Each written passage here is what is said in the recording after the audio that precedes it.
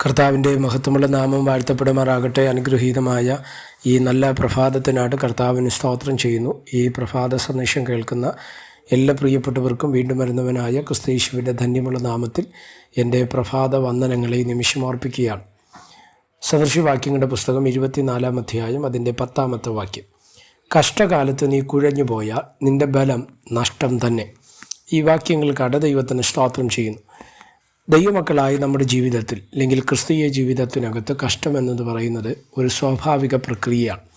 വേദപുസ്തകം നമ്മൾ പഠിക്കുമ്പോൾ പുതിയ നിയമത്തിൽ യേശു കർത്താവ് തന്നെ പറഞ്ഞു, ഈ ലോകത്തിൽ നിങ്ങൾക്ക് കഷ്ടം ഉണ്ട്, എങ്കിലും നിങ്ങൾ ധൈര്യപ്പെടുവിനെന്ന് പറഞ്ഞു. ഇയ്യോബിൻ്റെ പുസ്തകത്തിൽ ഇയ്യോബ് തൻ്റെ ജീവിതത്തിൽ അനുഭവിച്ച കഷ്ടതയെക്കുറിച്ച് പറയുന്നത് സ്ത്രീ പ്രസവിച്ച മനുഷ്യൻ കഷ്ടതയ്ക്കായി ജനിച്ചിരിക്കുന്നു എന്ന് പറയപ്പെടുന്ന ഭാഗവുമുണ്ട്, അല്ലേ?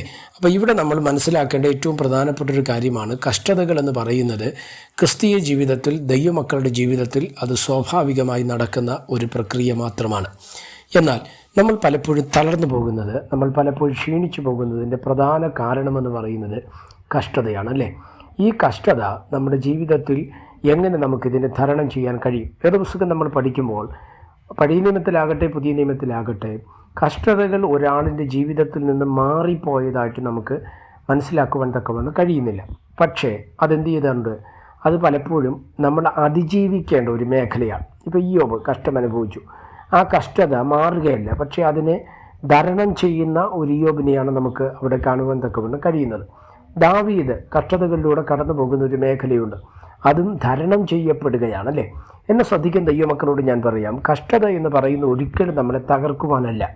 അതാണ് നമ്മൾ ഈ വാക്യത്തിനകത്ത്, അതായത് സദൃശവാക്യം 24-ന്റെ 10 നമ്മൾ വായിക്കുന്ന സമയത്ത് ഇങ്ങനെ പറയുന്നുണ്ട്, കഷ്ടകാലത്ത് നീ കുഴഞ്ഞു പോയാൽ നിൻ്റെ ബലം നഷ്ടം തന്നെ. അതിൻ്റെ അർത്ഥം, ദൈവത്തിൽ ആശ്രയിക്കുന്ന ഒരു ദൈവവൈതൻ്റെ ജീവിതത്തിൽ വരുന്ന കഷ്ടത നമ്മളെ തകർക്കാനുള്ളതല്ല, അത് നമ്മൾ തിരിച്ചറിയുക തന്നെ വേണം.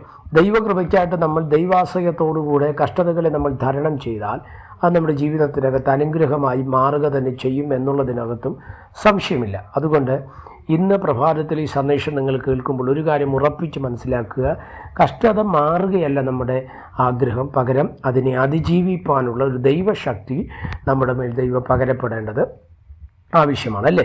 അതാണ് ഇവിടെ നമ്മൾ വായിക്കുന്നത്. അപ്പോൾ കഷ്ടകാലത്ത് എന്ത് ചെയ്യരുത്? തളർന്നു പോകരുത്. അങ്ങനെ തളർന്നു പോയാൽ നിശ്ചയമായിട്ട് നമ്മുടെ ബലം നഷ്ടമാണ് എന്ന് കൃത്യം തിരുവചനത്തിലൂടെ നമുക്ക് മനസ്സിലാക്കുവാൻ കഴിയുന്നുണ്ട്, അല്ലേ? അതുകൊണ്ട് ഈ കഷ്ടതകളെ അതിജീവിക്കാൻ ആവശ്യമായ, പൗലോസിനൊക്കെ പറഞ്ഞില്ലേ, ബലഹീനതയിൽ തികഞ്ഞു വരുന്ന ദൈവശക്തി. ഈ ലോകത്തിലെ നൊടിനേരത്തേക്കുള്ള കഷ്ടം എന്തല്ല, നമുക്ക് സാരമില്ല. സ്തോത്രക്കാർ വരുവാനുള്ള, വെളിപ്പെടാനുള്ള തേജസ് നമ്മൾ വിചാരിച്ചാൽ ഈ ലോകത്തിലെ കഷ്ടങ്ങൾ സാരമില്ല. സ്തോത്രം. അതുകൊണ്ട് നമ്മൾ ഭാരപ്പെടാതെ കഷ്ടതകളെ അതിജീവിക്കാൻ ആവശ്യമായ ദൈവാശ്രയവും ദൈവശക്തിയും നമ്മൾ പ്രാപിച്ചെടുത്താൽ നിശ്ചയമായിട്ടും നമ്മെ കർത്താവ് അനുഗ്രഹിപ്പാൻ തക്കവണ്ണം ഇടവരും.